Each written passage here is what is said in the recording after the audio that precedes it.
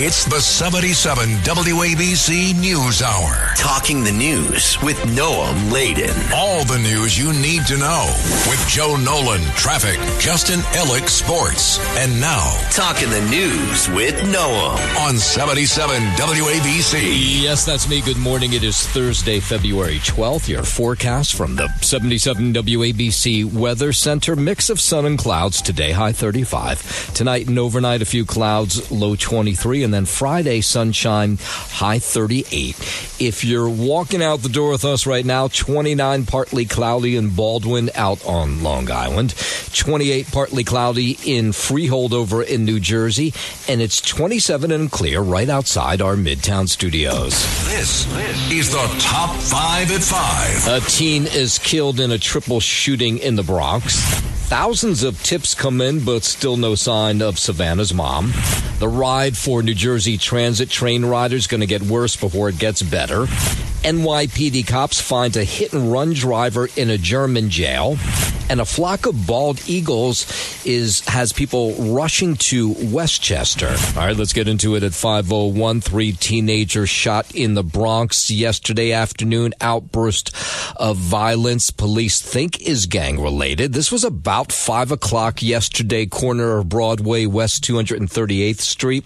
Officers found a 16-year-old boy had been shot in the back, a 15-year-old boy shot in the right leg, and a 13-year-old girl shot in the leg. All three were rushed to St. Barnabas Hospital, where that 16-year-old passed away, and police have now identified him as Christopher Redding, pronounced dead. The 2 other victims are both in stable condition. Neighbors along this streets leading up to Broadway and West 238th Street say this violence is happening more often. Pow, pow, pow, pow. And imagine if they did, that gunshot sounded like that it would have went through my window, and I have fear of that. Now, some eyewitnesses say there was some sort of disagreement inside a nearby McDonald's, spilled onto the street. Pow, pow, pow, pow. And imagine if they did that. Restaurants were forced to close early after being caught up in the middle of this, what was a massive crime scene all night. Shook up patrons. There were at this local ale house, a steak house, others who were just trying to get home. It was during the evening rush. We also have to delve further into our school communities. What are young people involved in school and out of school? That's the Bronx borough president who raced to the scene after the shooting yesterday. So no arrests have been made. The investigation ongoing again as neighbors weigh in on these bullets flying in their neighborhood yet again. I've been living here since I was 6 years old, so it's never been like this. It's pretty scary right now. It is alarming, and it is cause for concern. There definitely needs to be steps taken or measures taken to at the very least try to prevent such a tragedy. Yeah, so far as 5:03 this morning, no arrests have been made. Looks like the New York City nurses strike will continue, but for only some of the nurses. Multiple reports say the union representing the striking nurses has emailed out ballots on whether to accept the latest hospital proposal. Deadline is Wednesday night. If enough members agree, the strike could be over by Saturday. But there's also word of a possible split. The teams representing nurses from New York Presbyterian at the talks rejected the deal. Negotiators for Montefiore and Mount Sinai nurses agreed to it. If enough NYP nurses vote no to reject the deal, it's not clear what happens next. Andrew Whitman, NBC News Radio, New York. I can give an update to Andrew's story there. The nurses from Mount Sinai and Montefiore are expected to return to work come Saturday. It's now New York Presbyterian nurses that are still on the strike line and will be back out there again this morning. 5:04, Mayor Mamdani asking state lawmakers for help dealing with his massive budget shortfall, including allowing him to raise taxes on the state's most wealthy. Mamdani spoke at a hearing in Albany yesterday where he called for the state to give more money to the city after pointing out that the city contributes about 54% of the state's revenue but only gets back 45% in return. The imbalance in our relationship with the state is draining the city's resources. We are calling to end the drain. So the mayor is seeking approval to raise taxes on those making $1 million or more by 2%. Suffolk County Senator Monica Martinez expressing concern to him that raising taxes would prompt more to leave. But Mamdani says that's not enough of a tax to push the wealthy out. This is the kind of money that doesn't push someone out of a city. It's the kind of money, however, that on a cumulative way and a comprehensive way can help the city to get back on firm financial footing. Now, Governor Hochul, who is in a race for re-election this year, has said she won't raise taxes on anybody, but the mayor still pushed for it yesterday. For you to say that someone may not leave when we are seeing some exodus, to me is a little disingenuous because we are seeing it. Yeah, that's the Suffolk County Senator Monica Martinez, who said she would be against any raise of the tax on the state's or New York's wealthiest. New Jersey Governor Mikey Sherrill announcing a 3-step program now that will limit ICE raids in the Garden State, adding that the state will comply with ICE agents only if they have a court order that has been signed by a judge. The Democrat Governor Sherrill claiming her state's residents are afraid to seek care when sick and that children are afraid of going to school because ICE agents are arresting and helping deport violent criminals. Sherrill signed an executive order. It bans ICE from launching actions from any state-owned property, including buildings, parks, and roadways. Step 2 encourages people to take videos of ICE action and send it to the state. Sherrill accusing President Trump of turning law enforcement agents into militias loyal to him. And Step 3 includes New Jersey launching a website in 22 languages called Know Your Rights. James Flippin, 477 WABC News. And more information's coming out about that ICE shooting that took place in Roxbury, New Jersey. The Department of Homeland Security says an ICE raid shooting in New Jersey on Tuesday involved a criminal illegal alien. ICE agents shot out the tires on a vehicle in Roxbury that was trying to flee from an ICE raid. The driver has been identified as Jesus Fabian Lopez Benangas, and the DHS says ICE agents fired only after the Honduran tried to run down an agent.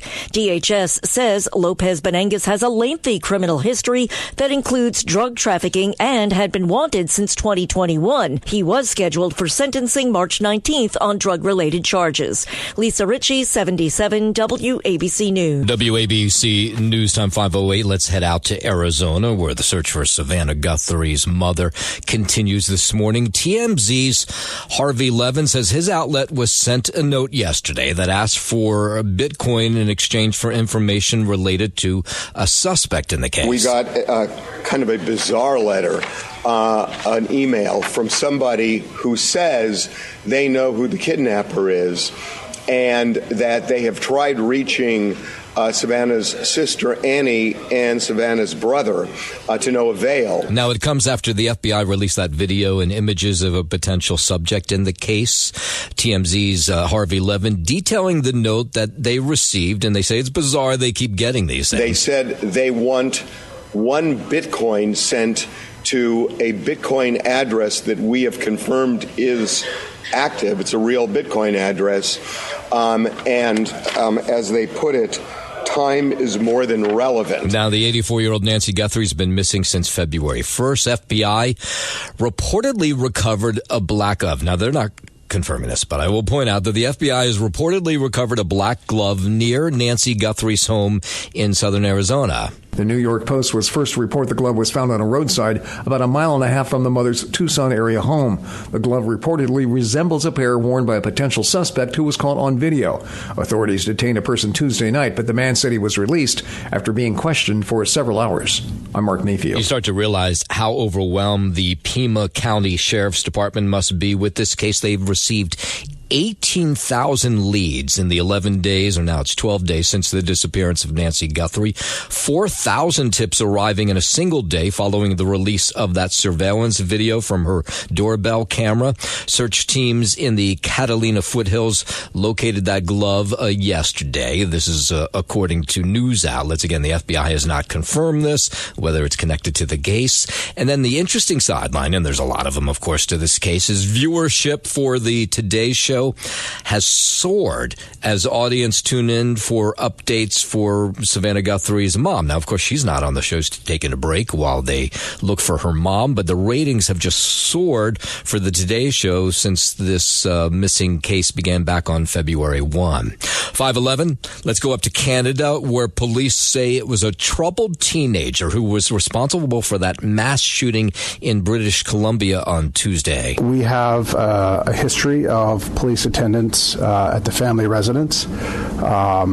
Some of those calls were related to mental health issues. Now, it was an 18-year-old who killed 8 people in the small town of Tumbler Ridge before turning the gun on himself. The victims include a teacher, 5 students at the school, along with a woman believed to be his mother, a sibling of his. At least 24 others were injured. Now, the shooter was born a male, but had been transitioning to a female for the past 6 years. Officers entered the school to locate the threat. Within minutes, an individual confirmed to be the shooter was located deceased with what appeared to be a self-inflicted gunshot wound. I'd like to correct some information that was shared yesterday and to clarify that 9 people in total are deceased as a result of this incident. The deceased victims from the school include an adult female educator, 3 female students, and 2 male students between the ages of 13 and 17. Yeah, police had responded to the gunman's home several times for mental health-related calls. 5:12. The House has voted to end President Trump's tariffs on Canada, with 6 GOP lawmakers joining Democrats in moving to repeal the administration's trade policy. The vote to cancel tariffs on Canada is largely symbolic, since it's unlikely lawmakers in the House or Senate could muster the 2/3 majority required to overcome the inevitable Trump veto. But it shows growing frustration with the president's tariff regime, which has been used as a main tool in his economic and foreign policy. It's the first time House lawmakers have weighed in and could set off a cascade of measures to roll back Trump's tariffs, with some lawmakers already planning similar resolutions for Mexico. Tony Waterman, Washington. WABC News Time 5:13. Let's head over to El Paso, Texas, where they suddenly closed the El Paso, Texas airport yesterday. There was a ground stop there. Transportation Secretary Sean Duffy said the FAA, Department of War, were actively, swiftly addressing a Mexican cartel drone incursion.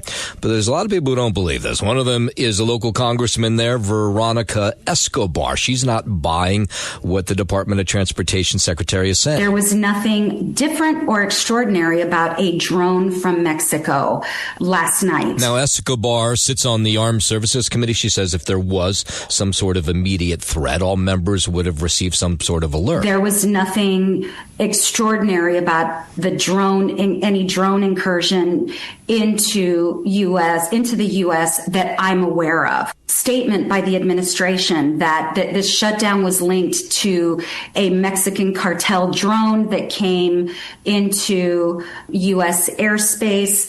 That is not my understanding. Transportation Secretary sticking by his story. The airport, though, it is back open today. 5:14, President Trump touting his administration's coal initiatives yesterday. And I will sign an executive order that directs the Department of War to work directly with coal plants on the new power purchasing agreements, ensuring that we have more reliable power and stronger and more resilient grid power. Now, he says under his administration, the Tennessee Valley Authority will keep 2 coal plants running that were set to go offline. We're going to be buying a lot of coal through the military now, and it's going to be less expensive and actually much more effective than what we have been using for many, many years. All right. In a moment, we'll go back down to D.C., where Attorney General Pam Bondi on the hot seat yesterday. We'll get into that in just a moment. But first, 5:15, let's head over to the 77 WABC Sports Desk. Happy Friday Eve. Good morning, Justin Ellick. Happy Friday Eve. Good morning to you. Noam Layden.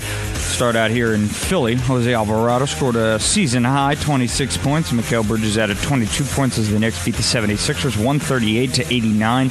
Knicks bounced back from an overtime home loss to the Indiana Pacers on Tuesday night for their 10th win in 12 games. 2 of those victories at home against the Sixers.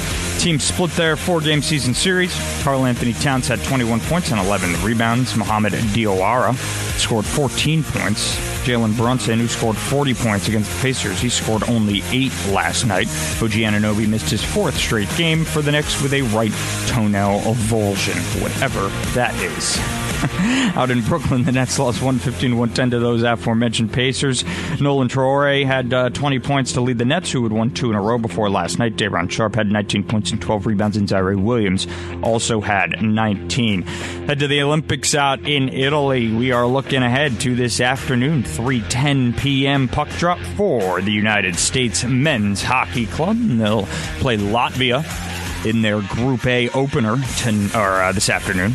And country medal results as we head into today's action. Norway still in first place with 13 total medals, 7 gold. Italy in second with 13 as well, 4 gold. And the USA coming in at third place with 12 total medals, 4 of which are gold. That is your Sports Nolan, and I'm Justin Ellick on 77 WABC. WABC News Time 5:18. Attorney General Pam Bondi going before the House Judiciary Committee for a hearing yesterday. Democrats took that opportunity to take shots at her. Here's California Democrat Eric Swalwell asking her what she is doing about threats he and other politicians have been receiving. None of you should be threatened, ever. None of your children should be threatened. None of your families should be threatened. And I will work with, you can come into my office any day. I will work with all of you on both sides of the aisle. Now, Bondi tangled with Democrats who criticized her handling of the Jeffrey Epstein file. She also faced questions on legal justifications to arrest and oust former Venezuelan President Nicolas Maduro. We're going to do everything we can to keep our citizens safe, whether or not these Democrat-controlled sanctuary cities do or don't. This is so ridiculous, and that they are trying to deflect from all the great things Donald Trump has done. There is no evidence that Donald Trump has committed a crime. Everyone knows that. Bondi objected to the line of questioning from Democrat Jerry Nadler from the Upper West Side. I'm going to answer the question. Answer my question. No, I'm going to answer the question the way I want to answer the question. No, you're going to answer the question the way I asked it. Chairman Jordan, I'm not going to get in the gutter with these people, but I'm going to answer the question. Yeah, most of the hearing kind of sounded like that. Bondi took aim at, here's Jamie Raskin as she praised the economy under President Trump. I don't know why you're laughing. You're a great stock trader, as I hear, Raskin. The Dow is over 50,000 right now. The S&P at almost 7,000. And the NASDAQ smashing records. Yeah, in my experience, these hearings don't lead to a whole lot. They're just shows that they can then show to their constituents back at home. Half of Americans think President Trump is covering up crimes of the late sex criminal Jeffrey Epstein. I have nothing to do with Jeffrey Epstein. The poll says half of those polled don't buy his denial. In fact, almost as many think he was personally involved. That's according to a new Economist YouGov poll about the so-called Epstein files recently released by the Justice Department. Most Americans, 85%, think that there are powerful elites who helped Epstein abuse young girls and that they need to be investigated. I'm Michael Kastner. 521, a grand jury has declined to indict a coalition of Democratic lawmakers over a controversial illegal orders video last year. Arizona Mark Kelly was one of those lawmakers. This is not a good news story. This is a story about how Donald Trump and his cronies are trying to break our system in order to silence anyone who lawfully speaks out against them. The U.S. Attorney for District of Columbia, Jeanine Pirro, pursued the indictment after lawmakers urged military service members to defy illegal orders in a joint video statement. The video was in response to the Trump administration carrying out deadly boat strikes in the Caribbean. Here's more from Mark Kelly yesterday. Folks, this is the master alarm flashing for our democracy. It is threatening the very foundation of our system, that we have a right to free speech. Now, grand jury rejections are extraordinarily unusual, but have happened repeatedly in recent months in Washington, as people who have heard the government's evidence have come away underwhelmed in a number of these cases. I think it's the third one in D.C. under Jeanine Pirro. 522, a new memorial is on track to open later this year on the National Mall. The U.S. Department of Interior released photographs of the Desert Shield and Desert Storm Memorial Site this week. They show ongoing construction work, including foundations and stone walls that are already in place. Officials say the memorial is currently scheduled to open in October. I'm Mark Mayfield. Let's head out to Seattle, where they were celebrating the Seahawks yesterday, their Super Bowl win. Quarterback Sam Darnold addressing the large crowd outside the Needle. A lot of people, didn't believe in me, but it didn't matter because the ones that are close believed in me, including y'all. The Seahawks beat the Patriots, if you somehow missed this game, 29-13 in Santa Clara on Sunday. It's the team's second title in franchise history, first one since 2014. Linebacker Ernest Jones, one of the many people speaking to the fans yesterday. I'm going to keep it a buck. I'm probably the last person they should have gave the mic to. But we finna turn up, man. First off, I want to say shout out to Jody Allen, shout out to John Snyder. Yeah, John Snyder is the general manager of the team. He tried negotiating with me 5 minutes ago. It was really weird. All right, so a big celebration in Seattle yesterday. The Olympics might seem like the perfect place for a grand romantic gesture, but it doesn't always work out that way, as we find out from Lizzie Rodabelli. After Norway's Sturla Holmlegred admitted to cheating on his girlfriend of 6 months in a post-race interview, his ex is firing back. Legred earned the bronze medal during the 20K biathlon and made the emotional confession when asked how it felt to make the podium. He later explained that he made the admission to show his ex how much she meant to him, calling her the love of his life. Tell the world what I did, so maybe there's a chance that she will see what she really means to me. However, his ex-girlfriend told Norwegian News it's too hard to forgive and she was not the person that put them in this situation. I'm Liz Radabali for 77 WABC News. Yeah, that was a weird story. You got to go back and watch the video of the guy talking about the fact that he was cheating on his girlfriend. And while we're talking Olympics, legendary skier Lindsey Vonn is sharing new photos from her hospital room after that incredible crash in Milan. The 41-year-old was competing in the Alpine women's downhill event on Sunday when she clipped a pole and crashed less than 15 seconds into her run. Vonn told her fans in a post on social media that she's making progress after a third successful surgery and expressed gratitude for all the support she's received. Her post included a photo of her where her leg can be seen in an external fixator. That's a device typically used to stabilize the leg and minimize swelling after surgery. I'm Tammy Trujillo. WABC News Time 525. There's all these studies that say it's this time of year, early February, when people finally fail at their New Year's resolutions. Popular ones, of course, are all related to health. That includes exercising more, losing weight. I noticed it at my health club where it was really crowded for the first couple weeks of January and not so crowded anymore. Here's a personal trainer, Jessica Farrow, says a lot of it is just mental. You got to, sort of push yourself. Dig deep into your mindset and ask yourself why you even started this journey in the first place at the beginning of the year, and just kind of digging into your desire. Like, how bad do you really want this? And think about that. And then you could take action steps from there. Now, of course, it's been so incredibly cold. You get home and the last thing you want to do is leave your house and go back out to the gym. Anything to get your heart rate up, any sort of like weighted conditioning, strength training is really important for building muscle and burning fat, also just for longevity. And you could do a lot of these things in your home as well. Anything you could do to move. I mean, like even cleaning your house, that burns calories. Yeah, she says don't give up just yet. This was a shocking story, and maybe I just wasn't paying attention, but actor James Van Der Beek is dead at age 48. James Flippin has more.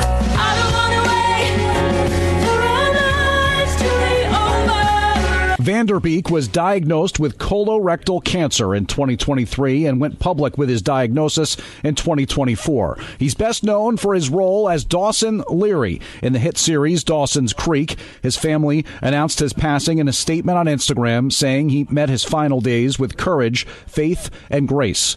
Van Der Beek, born in Connecticut, also starred as Jonathan Moxon in the 1999 film Varsity Blues. James Flippin for 77 WABC News. Wow, that's just way too young. It's the 77 WABC News Hour. Talking the news with Noam Laden. All the news you need to know with Joe Nolan, traffic, Justin Ellick, sports. And now, Talking the news with Noam on 77 WABC. Yes, that's me. Good morning. It is Thursday, February 12th. Your forecast from the 77 WABC Weather Center. Mix of sun and clouds today. The high 35. Tonight and overnight, a few clouds, low 23. And then Friday, sunshine, high 38. If you're walking out the door with us right now, it's 27, partly cloudy in Baldwin out on Long Island. It's 28 and partly cloudy in Freehold over in New Jersey. And it's 28 and clear right outside our Midtown studios. WABC News Time 5:39. The cops will never stop looking for you if you have committed a crime. Here's another example. Yesterday we told you about that Hofstra University student who was splashed with acid in the face, a horrible crime back in 2022 on Long Island. Police finally caught up with the individual. They kept looking for him this week, and now he's behind bars. And here's a similar case, not that it involves acid, but it was an international search for a deadly hit-and-run driver who was involved back in 2022 in hitting somebody in Queens and killing him. In fact, it was August 14th, 2022, that B-Tron was hit by a BMW while he was crossing Myrtle Avenue in Ridgewood. He was killed.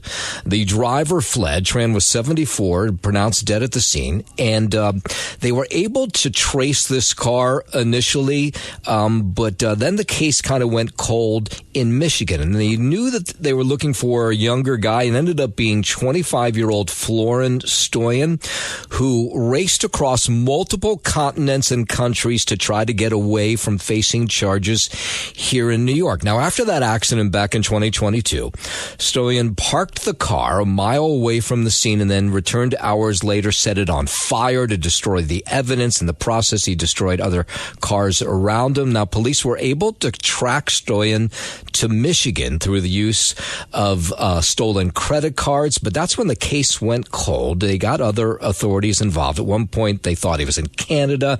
Another thought they believed they had tracked him down in Ireland and then the Netherlands. He was using all kinds of different aliases along the way. Finally, they eventually caught up with him.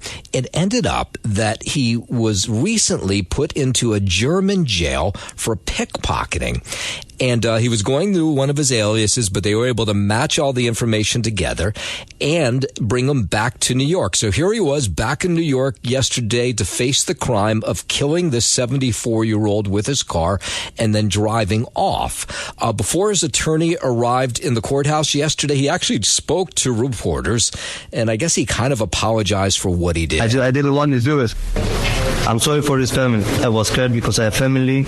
I was illegally in the United States, so that's why I run away. But how good is the NYPD? I mean, we already know how good they are, but they did not give up, all in the name of giving Tran's family some peace, knowing that this jerk, this murderer, was off the streets. Here was somebody with the NYPD yesterday speaking in court. The defendant obviously had no thoughts of helping that victim, no thoughts of his family that he leaves behind, and no thoughts of facing the consequences for his actions. Instead, he thought about himself, and he ran like a coward. Yeah, he did, and they caught up with him. Tran's family was in the courtroom yesterday, but they decided not to talk to reporters. Stoyan, who remains in custody, his next court date is not until April 2nd. Beginning tomorrow, this is going to be fun for New Jersey transit riders. Amtrak will begin the first stage to transfer rail service from the Central Portal Bridge to the new Portal North Bridge over the Hackensack River. Now, what you need to know about this Portal Bridge, first of all, it's incredibly old. But what happens and what causes these major delays in the commute sometimes is they'll open the Portal Bridge to let boats through. And then when they close it back up, they have to manually go back out there and make sure the tracks, I mean, this is crazy. I didn't even know all the details of this. They have to manually go in there and make sure that the tracks are back together before they let trains through. And so you'll have these incredibly long delays. So now they've built this new turnaround that will get you through this bridge bridge. They've built this other bridge that's higher off the water. They won't have to open it. But now they need to get it into action. And to do that, they have to check the signals, the train tracks, everything like that. So for the next 2 weeks, it's going to be a little bit of a nightmare for New Jersey Transit train riders who are kind of used to nightmare. Here's Chris Calori, who's head of New Jersey Transit. Portal Bridge has been a nemesis and a nightmare for decades for riders on the Northeast Corridor. When it happens, you literally have to have a person go out there with a hammer and try to put the tracks back in. It just is not a bridge that works anymore. Yeah, no, it's crazy. So riders say, okay, I'm going to have to put up with a little pain over the next 2 weeks to hopefully not deal with that ever again. Please fix this bridge so we can get back and forth to work, be on time. There's always so many delays that you don't even look at why it's happening. You're just looking at, like, what time am I going to get home? Okay, so on Sunday, the process of getting these trains or this track and this bridge online will get underway. And I don't want to, it's complicated what they have to do, but it's all safety-related things to make sure those trains can get through. So New Jersey Transit is asking riders for patience while it reduces service.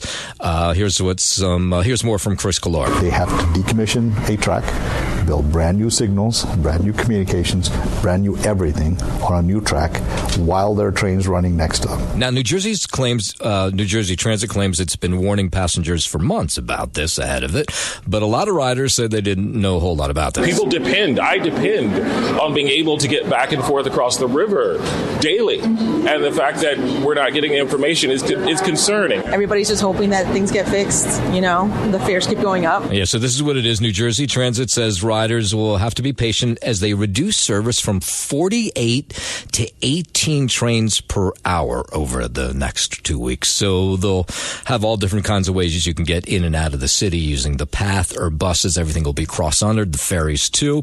So make sure if you are somebody listening to me who gets on New Jersey Transit every day, that you have a plan in place before the Monday morning commute. All right, 5:45. Let's head over to the 77 WABC Sports Desk, and here's Justin Ellick. Thank you, Noah Maladen. Starting on the hardwood in Philly, Jose Alvarado scored a season-high 26 points. Mikal Bridges added 22 points as the Knicks beat the 76ers 138-89. The Knicks bounced back from an overtime home loss to the Indiana Pacers on Tuesday night for their 10th win in 12 games. Two of those victories have come against the Sixers. Teams split their 4-game season series. Karl Anthony Towns had 21 points and 11 rebounds. Mohamed Diawara scored 14 points. Jalen Brunson, who scored 40 points against the Pacers, scored only 8 last night. And OG Anunoby missed his 4th straight game for the Knicks with a right toenail avulsion. In Brooklyn, the Nets lost 115-110. Wait, what did he have? A right toenail avulsion. What's an avulsion? I don't know. Is that like an ingrown toenail? It sounds painful. Doesn't sound good. Evulsion. I'm going to look that up while you do this. Yeah, no, well, I would think your toenails would want to be divulged and not avulged, but, who knows? I just know that his toenail isn't the way it's supposed to be. Right. And I would imagine... Ouchtown population, bro! Yeah, Ouchtown. Big time. Sounds like turf toe, huh? Yeah, right. It's sort of the same thing, I guess. There you go. The Nets lost 115-110 to those aforementioned Pacers. Nolan Traore had 20 points to lead the Nets, who had won 2 in a row before last night. Daron Sharp had 19 and 12. Zari Williams also had 19. And look ahead to Olympics action today. The men's United States hockey team will get going in their first round opener against Latvia. That is a 3:10 p.m. puck drop this afternoon. Should be an easy skate for a win there for Team USA. But hey, you don't want to play down to your opponents, especially at the Olympics. And country medal results coming in today. The United States keeps moving on up. 3rd place right now, 12 total medals, 4 gold, only behind Norway and Italy. That is your Sports Noah, man. I'm Justin Alec on 77 WABC. WABC News Time 5:49. Let's go out to Long Island, where an investigation underway this morning after police found a body in the woods. Police officers were searching the area. No indication of why. Off Connecticut Avenue near River Road in Manorville Wednesday afternoon. They found the body of an adult woman in a wooded area. The medical examiner's office is now working to figure out who she is and why she died, but police think she was the victim of a crime, and they're asking anyone with information to reach out.